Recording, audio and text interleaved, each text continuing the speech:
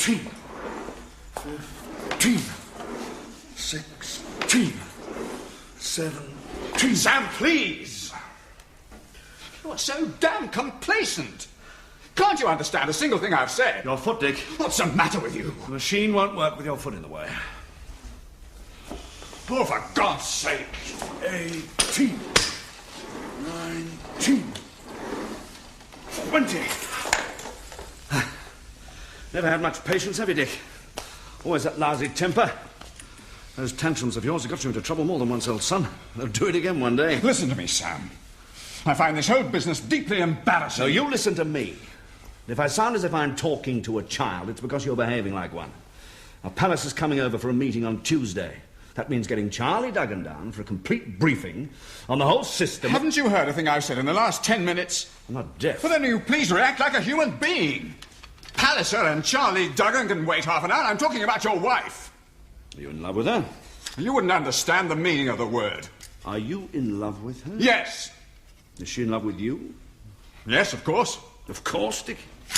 Here, have a go. You look a bit flabby. Oh, sluggish reactions, old chum. Well, do relax. Jenny's really got you into a state, hasn't she? Don't be so panicky. Calm down. She is sick of you, Sam. Sick of your continual unfaithfulness. Continual? I'm not a machine. I must rest occasionally. Intermittent would be a more appropriate word. My God. How long has this little flirtation been going on? 3 months. Really? You've been too wrapped up in your mistresses to notice any change in her manner. Jenny's manner hasn't changed since the day we married. She's an icicle. Listen, Sam, for God's sake. Please don't do that. Sam, she is leaving you. If you fall an icicle, it disappears. Sam, please, for a minute. I asked you not to do that. Well, don't you give a damn? About Jenny leaving me? No, not much. Won't look good socially, of course, for either of us. It's you I really worry about, Dick. Despite all appearances to the contrary, you're a damn good businessman. Can't afford to lose you. You don't have to. Oh, come now. You seriously suggesting that things would just run along smoothly without change? It's a bit too modern and civilized, don't you think, for Greenbelt commuter land? I'm a respected member of the community, so's Jenny. How do you think it's going to look if she just moves over the road from my house to yours? You're being very silly, Dick. I really don't feel like discussing the matter anymore tonight, so why don't you just run along home like a good boy? I have no intention of running away. Take your hands off that switch! Now, Miss Gray, what are you doing here this time of night? Waiting for your call, Mr. Abbott. Your call to New York. Mr. Palliser's on the line now. Damn. Oh, you take it. What? You know what to say. But listen, Well, Sam. hurry up, man. Don't keep him waiting.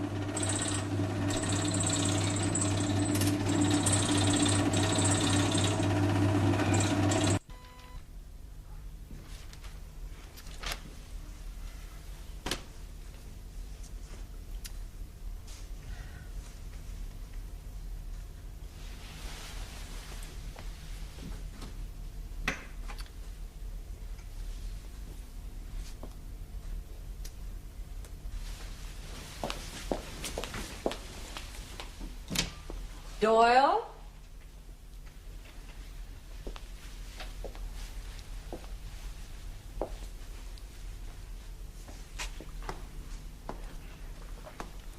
I'll give Mr. Abbott another 10 minutes. If he isn't in by then, I'll start dinner without him. Very good, madam.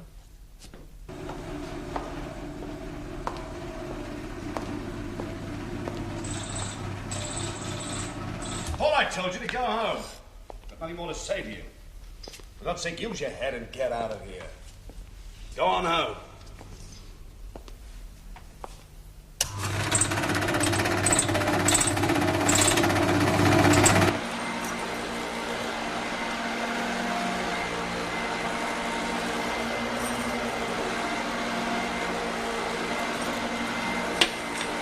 That's enough, Doyle. Madam? I said, that's enough. You better see to the library fire. Yes, madam.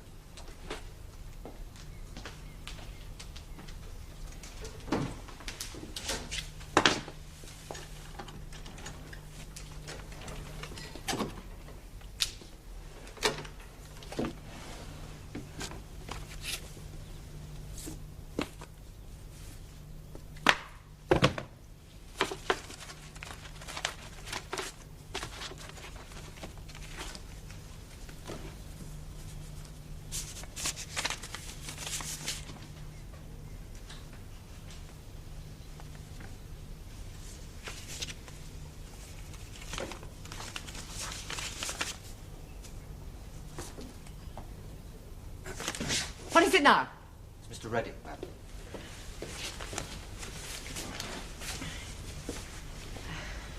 Jenny, darling, Dick, I've been trying to ring you all morning. hardly all morning. It's only 9:45 now. I just can't believe it. I took the phone off the hook. What? Oh, yes, of course. That's ghastly. Yes. What are the police doing? Mr. James helping? Yes, he's down there now.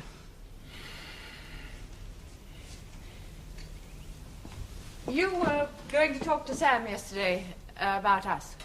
Yes, I did. You were going to telephone me after you'd seen him. Yes, I know. Well, why didn't you? Well, Jenny, I think I ought to tell you that... When did you talk to him, Dick? Was it while he was in the gymnasium? Yes, but I had nothing whatever to do with Did this. you fight with him? Do you think I killed him? Did you?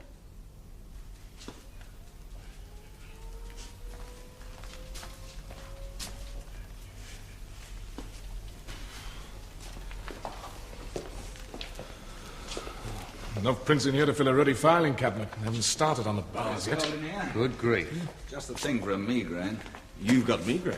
Always get migraine when I bolt my breakfast. Morning, sir. Sergeant Coates. Son. Sir? This is Sergeant Ward. Apologies, been, sir. There's a fair old crack on the skull. Contusions on right temple. He's made a preliminary examination. Any opinion yet? Skull fractured and asphyxiation by ligature. Beaten about the head a bit, sir, and then finished off with that. Beaten about the head with what? It's over there, sir. It's got blood and hair on it. When did it happen? Well, according to the pathologist, approximately 9 o'clock last night. It's now 9:45. What happened to the 12 hours in between? He wasn't found till 8:30 this morning, sir. Who found him? The cleaning lady. Got a statement yet? Yes, sir. You want to see her? No, later.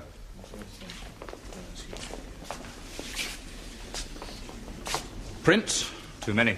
The gym's open to all Abbott employees. Oh, that's lovely. How many? 72 men and 16 women, sir. Got your work cut out then, haven't you? They'll all have to be fingerprinted. Anybody else who had access to this place?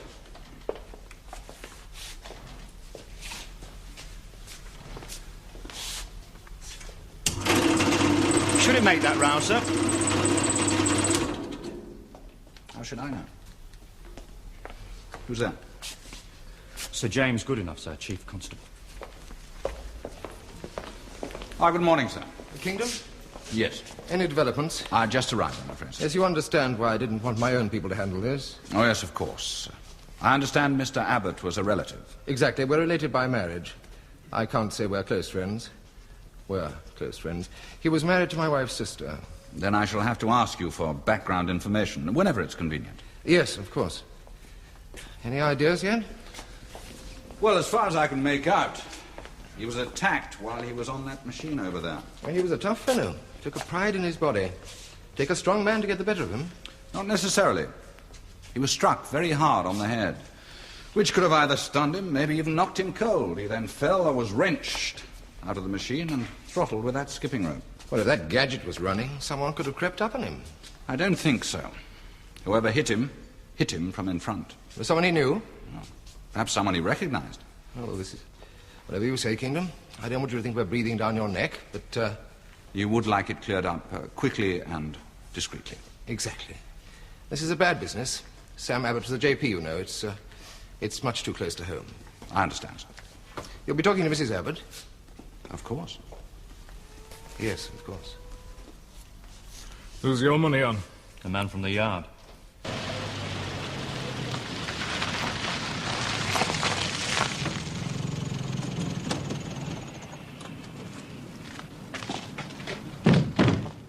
Some share. Yeah, it's seen worse. Full-time job for a window cleaner. Look, take it gently. Don't I always? You don't have to see them now. Well, is there any reason why I shouldn't? I have nothing to hide. Send them in, Doyle. What did you mean by that? By what? You imply that I have something to hide. Did I? Detective Chief Superintendent Kingdom, madam. To name but a few. Good morning, Mrs. Abbott. Hardly the most appropriate greeting under the circumstances. This is Detective Sergeant Ward. This is Richard Redding, my husband's partner. How do you do? I was just leaving. Must you, Dick? I'd like to see you later this morning. Would 11 o'clock at the station be convenient? Station? Police station. Marks Cross. Yes. Yes, I suppose so. Thank you. Well, I'll ring you later, Jenny. Excuse me. A drink? No, thank you. Well, I will.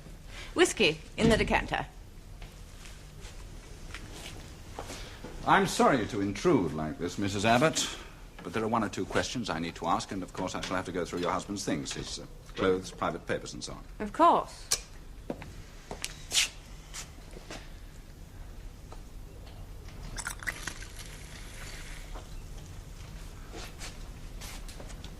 Now, your husband was killed at approximately 9 o'clock last night. That's a statement, not a question. And he was discovered at about 8:30 this morning. That's another statement. Was he in the habit of spending the night in the gymnasium, Mrs. Abbott? What my sergeant means is, why didn't you report your husband missing when he didn't come home? I went to bed early. You've separate rooms? Weren't you at all alarmed by his absence? No. Sam never kept 9 to 5 hours. If he had work to do, some problem that needed sorting out, then he kept at it until it was finished, even if it took all night. He wasn't behind his desk, Mrs. Abbott. He was strapped into a belly-reducing machine. Then I assumed that he had finished what he was doing and had decided to have a workout in the gym before returning home. What time do you have supper? We have dinner. What time do you have dinner? Well, varies. Generally about 8:30. Did your husband tell you he was going to be late last night? No. Does he usually? No. I see. I don't think you see at all, and I resent the implication in that I see. Implication? That my husband was in the habit of not coming home at night. That I was so used to his not coming home at night that I no longer found it odd. Oh, I understand the situation completely, Mrs. Abbott. My wife spends her whole life waiting up with meals. It's an occupational hazard. For a policeman. How long had you known your husband? About 14 years. And you'd been married how long? A little less than 14 years. Can you think of anyone in those 14 years, anyone at all, who might have had reason to do this? No. Anyone who might have hated him, even without reason? Well, even a saint makes enemies. Sam's success made a lot of people jealous. Jealous enough to kill? I don't know. I shouldn't have thought so. Nevertheless, somebody did beat him over the head with a heavy metal object and then throttled him with a rope. Don't bother to spare my feelings, Sergeant. No, some maniac is responsible. Or a burglar or something. Sam probably surprised a burglar. After the dumbbells. It is possible, but not very likely. I think it was someone he knew. And knew well enough not to be on his guard. What's your manservant's name, Mrs. Abbott? Doyle. Yes. George Doyle. Oh, I know his name, Sergeant. I'm also aware that he's been in prison. My husband employed him because he'd been in prison. Nobody else would give him any work. Sam was a very charitable and conscientious citizen. Well, as you say, Mrs. Abbott, even a saint makes enemies. So, when did you last see your husband? About 9 o'clock yesterday morning when he left for work. Did you speak to him on the telephone during the day? No. I'm sure Mr. Redding will be able to help you more than I can. Oh, they work in the same building? Oh, that's not what I meant exactly. What did you mean? I meant that Richard was in the gymnasium with Sam last night. He was probably the last person to see him alive. Except for the murderer, of course.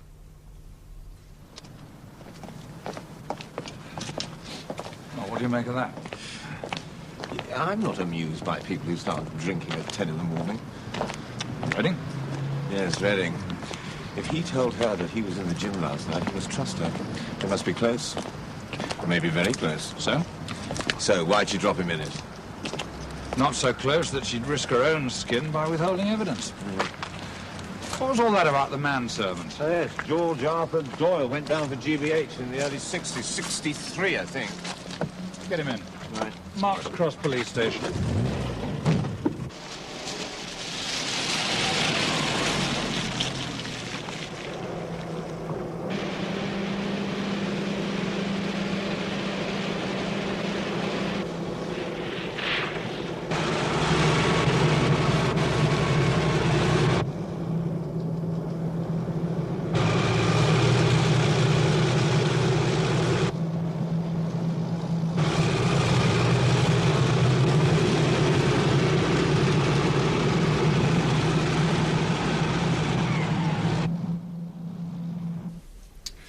Look, am I expected to hang about here all day? I'm sorry, sir. I don't think Mr. Kingdom will keep you waiting long.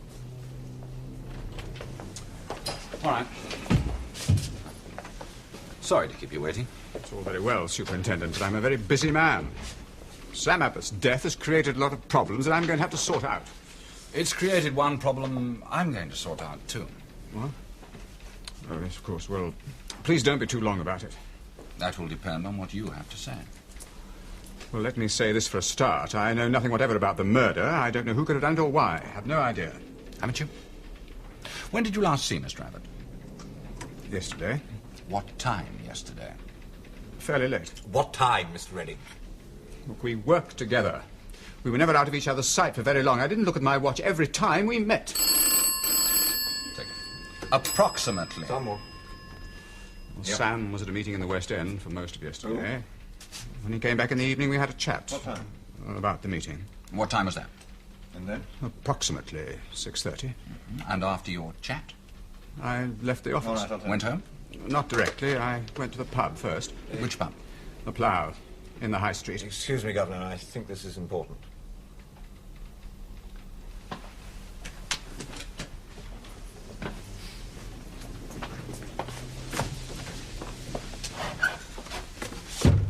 That was Ross. He's taking a statement from Abbott's secretary. And what she...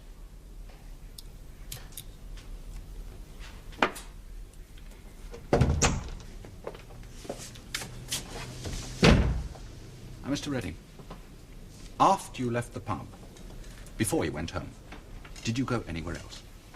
Yes, I did. Where? To the gym. Then why didn't you say so before? You didn't ask. I asked you when you last saw Mr. Abbott. Why didn't you tell me at once? Oh, I don't know. I suppose I hoped. Silly, really. You were bound to find out. Miss Gray told you, I suppose. All right, you went to the gym. What happened? We argued. Argued? Well, I suppose you might call it a bit of a fight. What about? We already have a full statement from Mrs. Abbott. What did she say? What do you say, Mr. Redding? You told her about going to the gym. You told her about the fight, didn't you? Yes. Now, why would you do that, I wonder? Right. I'm in love with her. I told Sam so last night and asked him to release her. But he refused to listen. He virtually refused to discuss it. He was infuriated. So infuriating that you clobbered him? Look, you know I didn't kill him. You know I left the gym with Miss Gray. We also know you took an overseas call. What we don't know is if you went back to the gym after you took the call. I didn't. I swear I didn't. I drove straight home. I never went near the gym again. Somebody did. Somebody Abbott knew. Somebody he wasn't surprised to see.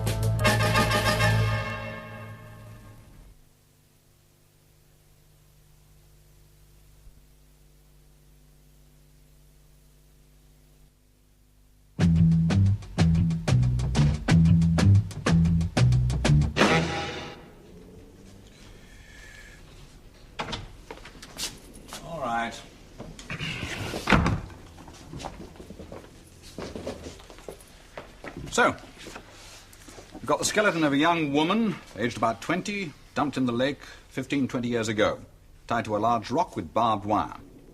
Where's the connection? Well, she could have been anyone from anywhere. Between the years of 53 and 58, 6 women were reported missing in this area. Consequently, 2 were found alive. Of the others, 2 were elderly, which leaves us with 2 possibles. Mari Wyndham, 26, married, with a history of epilepsy, and Doris Godfrey, 19, who's believed to have eloped with a local man who disappeared at the same time. Well, Doris Godfrey was reported missing by Sam Abbott 15 years ago. Coincidence? Well, not quite reported missing. What, then? Well, it says in the file that Doris Godfrey eloped in June 1957 with a man called John Light. Now, Abbott and Light were friends. It was Abbott who lent them the money to go away. And after they'd gone, it was Abbott who told the girl's parents that she'd eloped. Right. Anything else? Lab's got the remains of a powder compact brooch. 2 brooches. 2?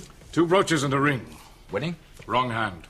Right, well, you'll have to check both girls, families, backgrounds, everything, but concentrate on Doris Godfrey. Yes, sir. Right? Now, what about the fingerprints in the gym? No, it's out of hand, sir. Chest expander's just a mess, and we've got about 60 statements to sift through. Good for the circulation. Well, you've got to break eggs to make omelettes. Well, you've got to break eggs to make omelettes, creep. Who needs omelettes? Sergeant, I'd like to see Doyle in the interview rooms. You will go easy with this one, won't you? Well, why? He's a villain. Not necessarily our villain, right? Where are you going? Lean on the Chief Constable. Oh? Yeah, well, he's been leaning on us. Wants the whole thing cleared up, tidied up, and out of sight by yesterday. Wants to know how we're conducting our investigation. And how are we conducting our investigation? Well, we're assuming that his wife's sister's husband had a skeleton in his cupboard. Popped up and hit him on the head. What, Doris Godfrey? You tell me. You know what I think? Speak to me, Sergeant. I think we're dancing in the dark. Come here often. I'm just going to get Doyle's file. That's all right, it's non-drip. Coward. Common sense. Superstition. Who asked you? Charming. Well, I don't call that new information. There can't be any connection between Abbott and that skeleton. At the moment, sir, I have reason to believe there may be. And now, if you'll forgive my asking, do you have any reason to suppose there was any sort of trouble between Abbott and his wife? Certainly not. What kind of trouble? Of course there wasn't. No scenes, no quarrels? Well, they had their ups and downs, like any married couple. Perhaps a few more downs than ups lately? There were no troubles between the Adams kingdom. They couldn't afford them. I'm not sure I follow you. Well, I told you Abbott was the JP, and Jenny was very keen on county politics and various do-good things. They had to keep their hands clean. Oh, it's you. Would you expect Sherlock Holmes? Now listen, I've got work to do. I'm not paid to sit around here waiting for you all What day. are you paid to do, George? Mr. Doyle, you. Just answer the questions. Why should I?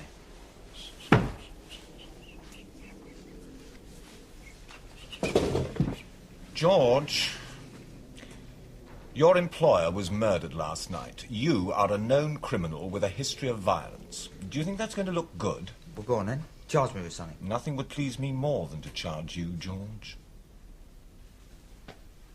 Oh, come on, do you think I'd be mug enough to still be around here if I'd done it? I'd be off to Gay Paribas now. I'm clean and you know it. I'm not suggesting you did it. And what are you suggesting? I'm suggesting you answer my questions and then get out of here! Now, how long have you been working with Abbott? 4 years. Better. How'd you get the job? My old man used to work for Abbott. Abbott had a soft spot for the old geezer. Took me on to please him. How'd you get on with Abbott? I was all right. Bit of a loudmouth. Still, bit of sense of humour. What about Mrs. Abbott? Nobody got on with her. How'd she take it when she first heard this morning? Well, how should I know? I wasn't there, was I? When she first heard. She's in a filthy temper, I know that. What else do you know? Well, I will tell you one thing. She knows more about this than she's letting on. Oh? Yeah, he got a desk, Abbott has. I had. It's in the living room. Always kept it locked. I caught her at it this morning. At what? The desk. She's breaking open the lock. When this morning? Oh, I don't know. Sometime just before you arrived. Sergeant Ward, yes. When? Well, it could be useful. Worth noting, anyway. Ask him to amend his statement. Right, thank you. How did they get on together, the Abbotts? Well, they didn't, did they? They were around all the time. What about? What do you think? Women? Bit of a ram, was he? Yeah. Always has been and all, according to my old man. Tell you something. I think she was having a bit on the side and all. Oh? What makes you say that? Well, a couple of days ago, phone rings, see? I answered, said hello. The bloke said, who's that? I said, Doyle. And he hangs up. Well, he didn't ask for anyone. No, but it's obvious, isn't it? I mean, he always asks for her. And twice it's happened. He never asked for Abbott. Well, as soon as he hears a bloke's voice, boom, he gets nervy. That's what you would have done, is it, George, under the circumstances? Under the circumstances, I wouldn't have her at any price. Yeah. This man who called, you recognise his voice? No. You'd recognise Mr. Redding's voice on the phone? It wasn't him. Anything else? I don't think so. Thank you, sir. I'm going to be late. What about Redding? Well, I don't think so. His secretary saw him drive off at 9:15. His housekeeper says he was in before 9:30. And 2 witnesses saw his car on the way home. Yes, that's the advantage of a country town. Everybody knows everybody. Useful. You let him go, then? Reading? For the moment. I just don't see how he could have had time to have gone back to the gym. Oh, I'm sorry. Well? This is Detective Southport. Mrs. Abbott had a word or two to say about you, Warren. Did she say? That was nice of her. You have new information? Yes, sir. About Abbott? About the skeleton.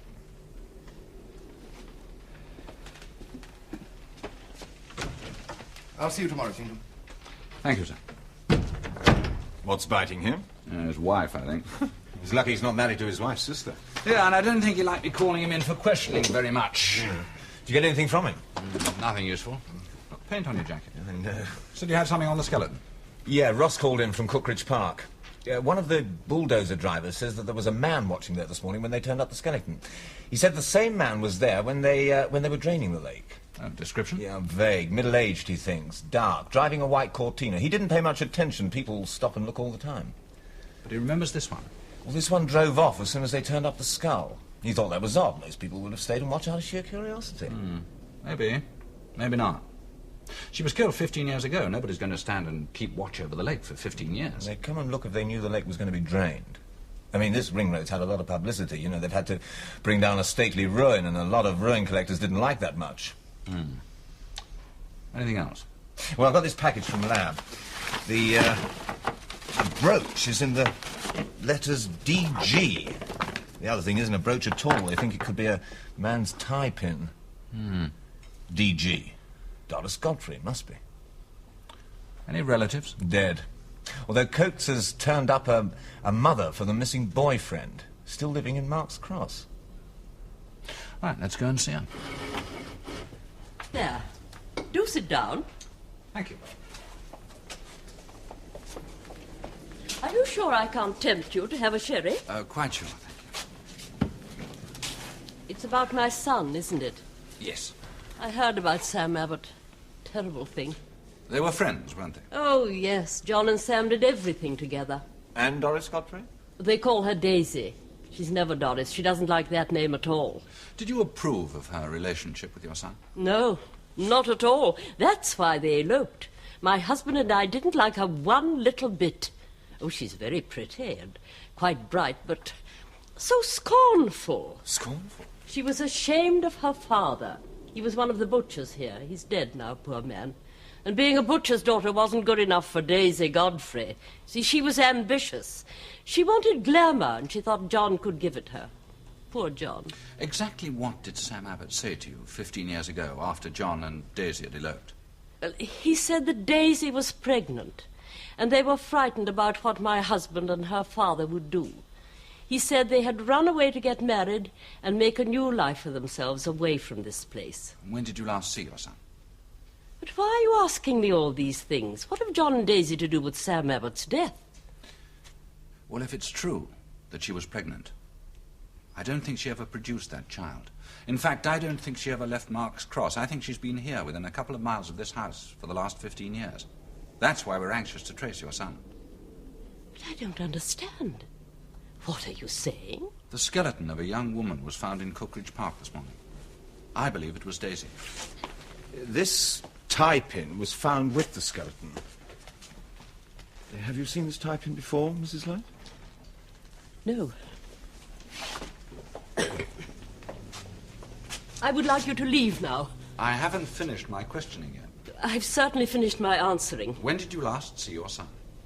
Will you please go? I refuse to answer any more questions. And I shall stay here all night if necessary. Please, will you go? When did you last see your son? The 3rd of June, 1957. When did you last hear from him? The same date. He hasn't been in touch with me since the day he left here with Daisy. Do you have a photograph of him that you could let us have? No, I haven't any. Mrs. Light, we could tear this place apart. You do realize that. If you don't cooperate, I'm afraid we'll have to.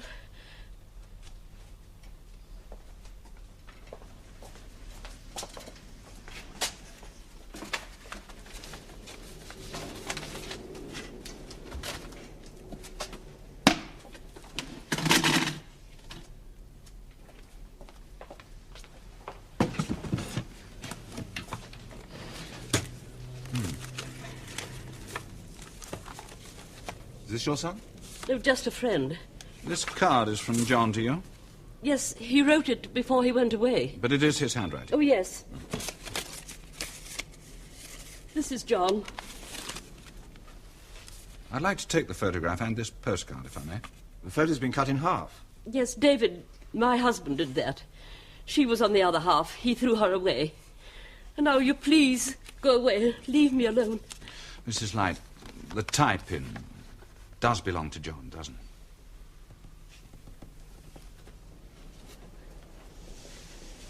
The night before they eloped, they went to a dance together, the three of them, John and Daisy and Sam Abbott. They met here at this house, and Daisy was wearing a silk scarf round her throat, held by a brooch. She kept fiddling with it, and the clasp broke. She had another brooch in her handbag, but John wanted her to use his tie-pin to hold the scarf together. You think he killed her, don't you? You remember very clearly about the tie-pin after 15 years, Mrs. Knight? I remember every single detail of that last day, as if it was yesterday. I've been over it again and again in my mind. I'm very tired. I want to go to bed. Thank you, Mrs. Light.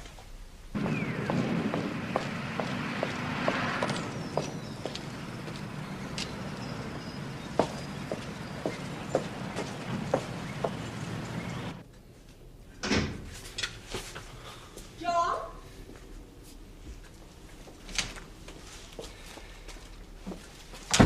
For heaven's sake. I didn't feel well. You look awful. What's the matter? I've just told you I didn't feel well. Oh, what sort of not Couldn't well? do any work. Pain, sick, headache? Oh, for God's sake, stop cross-examining me. Sit down.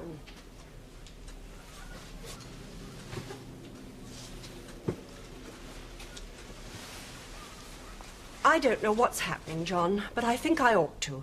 And I'd rather hear it from you than from the office. What do you mean? Well, I rang them about 2 hours ago. I wanted you to bring home some sherry tonight. They said you hadn't been in all day. They told me to try the Horsham branch. And they said you hadn't been there for over a week. You told me that's where you were last night. Working late in Horsham, you said. They made a mistake. Of course I was in Horsham. No, dear. I don't think you were. Where were you last night, John? And where have you been all of today? I'm going to bed. I've got a headache.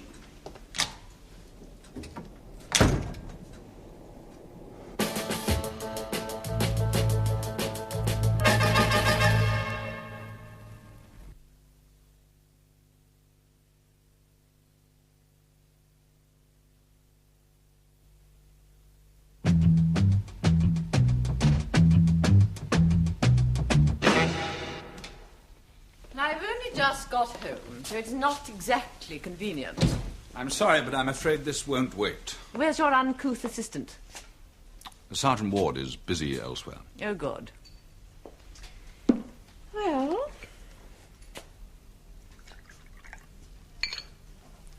Well? I believe you were looking for this. Key to your husband's desk. It was on the same ring as his car keys. He left his car parked outside the gymnasium. Fascinating. Why did you break this lock? Well, obviously, because I hadn't got the key. I thought you were a detective. It's a nice desk. You must have been very anxious to get inside it. None of your business, is it? Did you find what you were looking for? Oh, I really wish you'd go. I expect you heard about the skeleton that was found in Cookridge Park yesterday. I expect you've heard that my sister is married to the chief constable. I'm sure you wouldn't want me to tell Sir James that you've been pestering me. Would it surprise you to know the skeleton belonged to a friend of your husband's? Who? A Daisy Godfrey. It had to be a woman. Hardly that. This one was only 19. No, I've never heard of her. No, it was 15 years ago. Oh, and a man called Light, John Light. Do you remember him? Yes, I think I remember John Light, vaguely. Well, one day in June, 1957, John Light and Daisy disappeared. They were never seen again in this neighborhood. Your husband said they'd eloped. So? According to your manservant, there have been some rather odd telephone calls lately, true?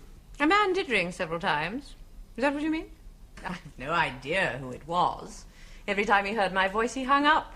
If anybody had wanted Sam, they could have got him at the factory. So I assumed it was someone wanting Doyle. He assumed the calls were for you. Your husband was at a meeting in the West End all day. His secretaries told us that she was pestered by similar calls from a man. Now, whoever it was very anxious to get in touch with your husband. Perhaps they did get in touch. In the gymnasium. Have you ever seen this man before? Who is it? John Light, 15 years ago. I'm not sure. You never met Light? Well, if I did, he obviously didn't make much impression. But it does look a bit like someone I've seen recently. It's not a very clear picture. The man I saw was dark, anyway. What man? Earlier this week, Monday or Tuesday. He was sitting in a car just outside our gates as I drove out. Why didn't you tell me that earlier? I wouldn't have remembered at all if you hadn't shown me the photograph. What were you looking for in your husband's desk?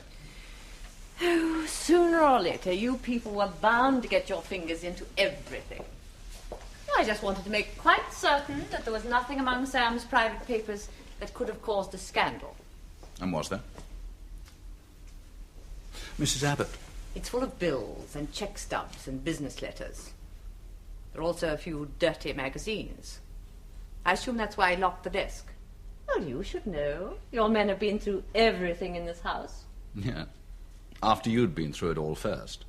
Did you or did you not find what you were looking for? The last time I was here, you volunteered the information that Mr. Redding was in the gym at about the time your husband was killed. You were bound to find out. Quite. And you realized the seriousness of withholding information from the police. Naturally. And tell me what you found in the desk. I have told you. Not everything. Mrs. Abbott, I must warn you that if you refuse to cooperate, I can only assume that you are deliberately suppressing evidence to protect someone, or perhaps even yourself. No. Then tell me what you found in the desk, or I shall have to take you to the station. You can't do that. Oh, I assure you I can. And don't imagine for one moment that your brother-in-law can do anything for you, even if he wanted to. Now, did you find anything in the desk?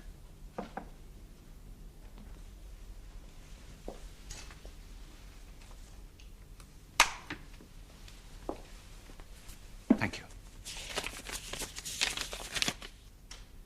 Who's this from? I don't know. I thought it was from a woman. One of his many women. Then why conceal it? To protect your reputation. I thought it might protect Sam's. Then why leave the pornography in the desk? Oh, I would have removed that too if you hadn't arrived when you did. And you are sure you don't know this handwriting? Quite sure. Can you remember anything about the man you saw at the gates? No, not really. Only that he was dark. Oh, and that he was driving a white Cortina.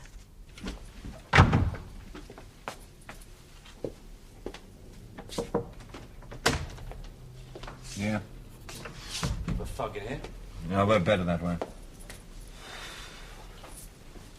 You've got paint on your jacket. Where's Ross? Walking the streets, out collecting more statements to keep you busy. Uh-huh. Do you know, what I don't get is why this Light chappie would want to kill Sam Abbott. If he did. Well, it doesn't make sense, does it? Abbott and Light were friends, weren't they? I mean, Abbott covered for him for 15 years. So why go and beat his brains out? Is that logical? Come in, please, Miss Graham. Just sit down, please. Now, this is a note that we found in Mr. Abbott's desk at home. Now, there's no sender's address, no signature. All it says is, I've tried to ring again, I've tried writing. If you don't call me today, I'm coming to Mark's Cross to see you. Use the number I gave you last week, that's all. Now, we believe this was written by a man called John Light, writing in the note similar to the handwriting on a card he sent to his mother some time ago. Now, this, as you know, is Mr. Abbott's desk diary. Right? There's a section here at the back for addresses and telephone numbers. There must be well over 100 entries in it. And what I want to know from you is any entries that may have been added in the last 2 weeks. That could take ages. And anyway, he probably put a number like that in his own personal diary. Yes, but this letter was addressed to him at the factory. Now, do you open his mail every morning? Not always. Sometimes he'd get in before me and just take the letters off my desk. But you do keep the diary? Yes. Now, is it possible that he could have made an entry without your knowledge? Well, yes. I suppose so, if he'd done it on a morning when he'd got in before me. And could you trace it? Oh, yes. Good. He used a different ink. Well, perhaps you'd like to start going through the diary now. All of it? All of it. Oh, Coates, get Miss Gray a cup of tea, will you? Don't bother. I had a cup of your tea yesterday. Oh, coffee, then? I'll give it a try. Had better tea than that at school.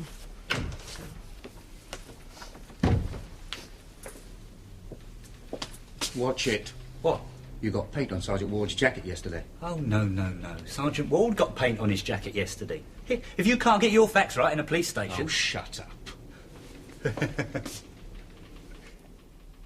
That one. I don't remember seeing that one before. Any address? No, but it's a London number. I'll get it traced. Right, well, carry on looking, please, Miss Gray. There may be others. Well, careful, you don't want to get paint on you again. Oh, shut up.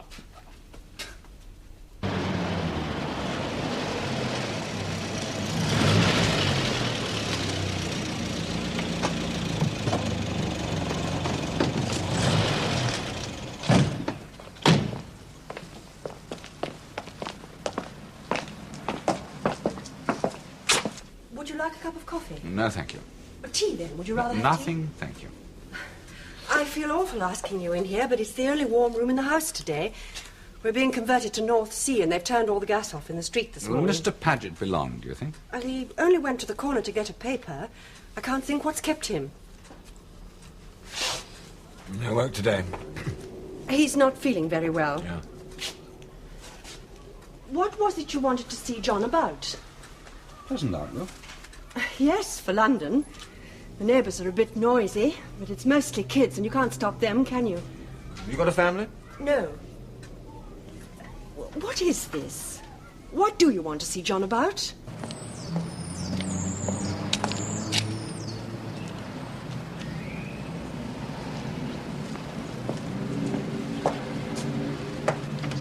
Does your husband dye his hair?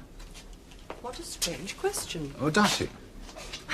Yes, a little. He sort of tints it to hide the grey. How long's he been doing that? As long as I've known him. How long is that? 11 years. How old is your husband, Mrs. Paget? 40. I don't understand why you're asking all these he's questions. been dyeing his hair since he was 29. Well, there's nothing unusual in that. Lots of men do it. But of course they do. We're just as vain as women, really. Always had dark hair, then? John, it's the police. Good morning, gentlemen. Good morning, sir. I'm Chief Superintendent Kingdom. This is Sergeant Ward. What can I do for you? Just answer a few questions, if you wouldn't mind, sir. Why, certainly. You were just going shopping, weren't you, dear? Oh, yes, I was. I'll see you later then, John. Please sit down, gentlemen. Thank you.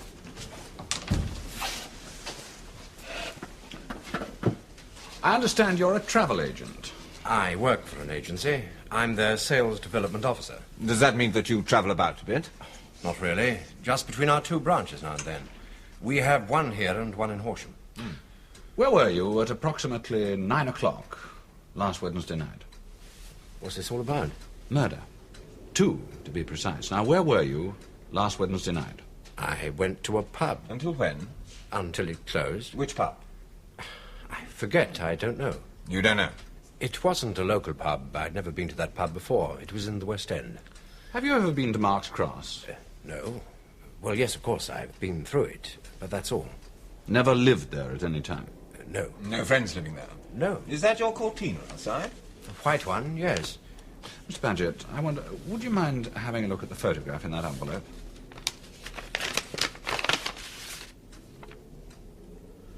Well? It bears a passing resemblance to myself, but this man's much younger. It was taken 15 years ago. He has light hair. He's clean-shaven. I'm dark. I wear spectacles. Your wife tells us you dye your hair. Well, do you? I tinted sometimes, yes. Is there a law against it? Are you long or short-sighted, Mr. Paget? What? May I see your glasses? What for? May I? Thank you. Very weak lenses, Mr. Paget. I could almost believe they were plain glass. You don't really need glasses at all, do you? There's nothing wrong with my eyesight, if that's what you mean. I wear them for work, really. It helps psychologically. I look more impressive with glasses on. It sort of improves the image. That's why I dye my hair, too. I think perhaps we should continue this interview at the station. I can't spare the time. Bring your coat. It's cold outside. My wife... You can call her from the station. What station? Mark's Cross. All right, Sergeant?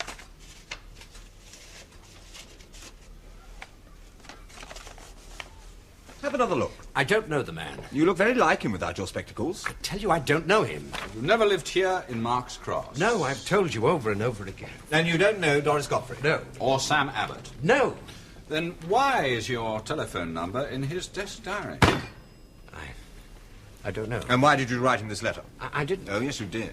It is your handwriting, Mr. Light. No. But your name is John Light. No, my name is Paget. There's at least one person in Mark's Cross who'd be only too pleased to identify you. Your mother. Ask Mrs. Light to come in, will you? No. No, please.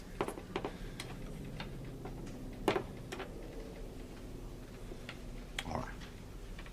Why did you kill Daisy Godfrey? You went to a dance. You and Sam Abbott and Daisy. Afterwards, you took Daisy to Cookridge Park. Yes, we both did. Both of you? Yes, we were both drunk, Sam and I. We were feeling, you know. Go on. Sam started to make love to her. She struggled and screamed. He told me to keep her quiet. How? I put my jacket over her head. And you kept it there until you'd killed her. I didn't mean to. I didn't know what I was doing. You knew what you were doing, all right, when you weighted the body and threw it into the lake. That was Sam. He said it was our only hope. And the elopement story? Sam, too. He said we had to have a convincing explanation for Daisy's disappearing. And it worked. For 15 years. So why get in touch with Abbott again? When I read in the papers about the motorway and draining the lake, I was afraid that they might find. And what did you think he could do about it? I thought if they did find her, he could pull strings through his brother-in-law to get it hushed up. Unidentified girl, accidentally drowned, something like that. You thought he could do that? You must have been out of your mind. I was desperate. All right, so you rang him. Yes, he said he couldn't talk then, but he'd call back later. But he never did. I kept trying to contact him by phone, by letter. And eventually, in person. I hung about all day until I could get him alone. In the gymnasium. What happened? I tried to plead with him. But he wouldn't listen. He just said that he had nothing to be scared about. He said that I was the one who'd behaved like a murderer. I was the one who'd sneaked away and changed his name. And if she was found, he'd take care to tell his story first. And then I realized that it was worse than just refusing to do anything. Now he knew my new name and telephone number. He was actually going to... Put you in it. So you stopped him. With this.